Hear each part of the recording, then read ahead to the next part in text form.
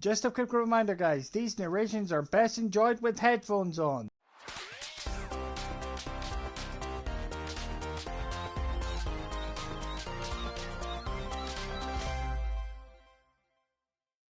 Hey, it's Tails9 here, all the way from Sonic Prime here.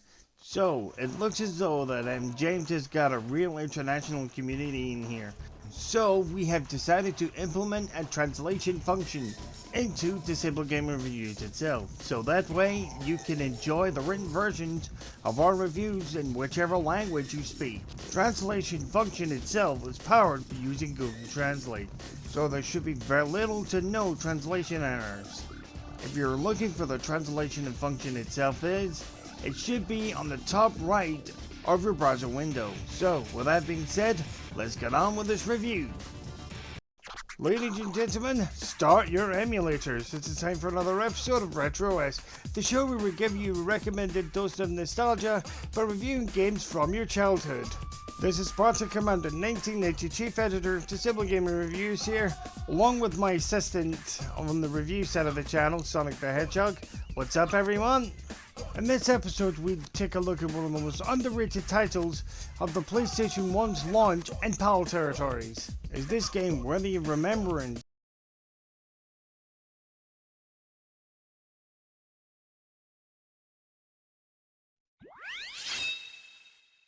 Right guys, riddle me this. Once there's an ancient castle in the middle of the British countryside, responsible for the education of young witches and wizards, and a terrorist hijacking on a high-rise office building in the middle of downtown Los Angeles on the eve of Christmas have in common.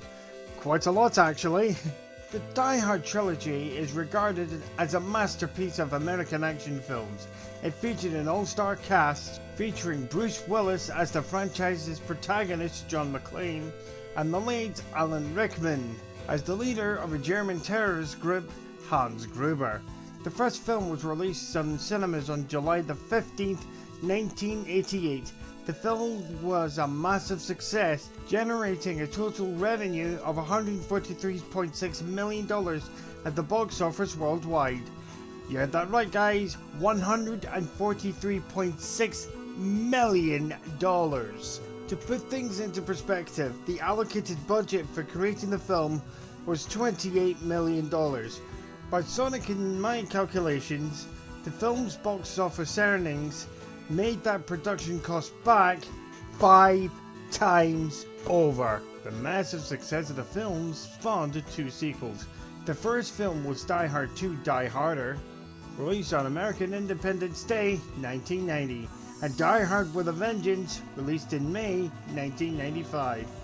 Now, when a film becomes massively successful at the box office, especially in the 90s, video games adaptations are sure to follow. In 1996, the video game adaptation of the first 3 titles of this iconic movie franchise was released for the PlayStation, just in time for the launch of the console in Europe.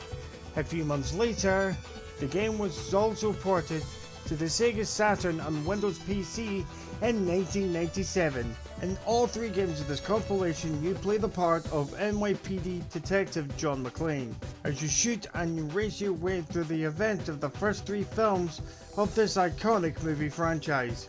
The first game in this compilation was a third-person shooter, as you fight your way through the Nakatomi Tower, gunning down terrorists, saving hostages, and getting the hell to the elevator before the bomb detonates. You fight your way through up the tower, floor by floor. The second game of this title is a rail shooter, similar to Sega's House of the Dead and Namco's Time Crisis. Action! You shoot through Dulles Airport, located in Washington.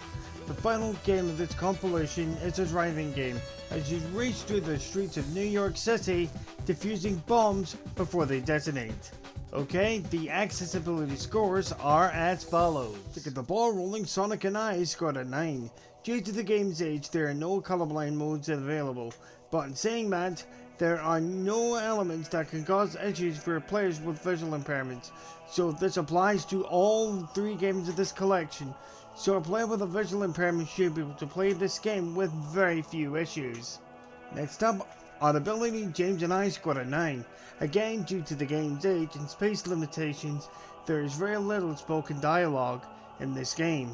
When an enemy spots you, targets will appear on the screen. This is a very good way of showing you where the enemy is. This is a very effective way of making this title more suitable for a player with a hearing impairment. Also, in Die Harder, when an enemy is on the screen is about to shoot you, icons will appear around the enemy who's about to shoot you. This is another good way to make a rail shooter more accessible for a player with a hearing impairment.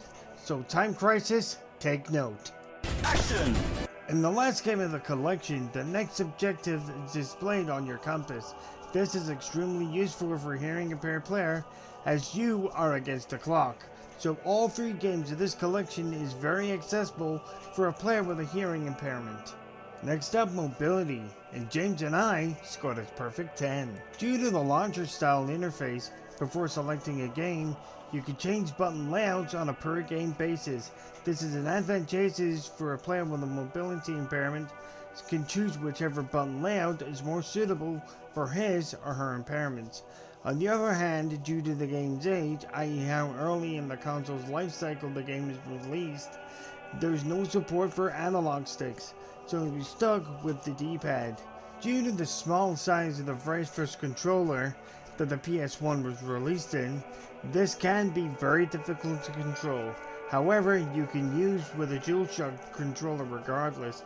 In my honest opinion, this seems pretty pointless, as the biggest selling point of using a DualShock controller was to use the controller's 2 analog sticks. But hey, that's just me. And last but certainly by no means least, gameplay. And Sonic and I, once again, scored a 10. As I have said numerous times in this review, this little gem contains 3 games and 1.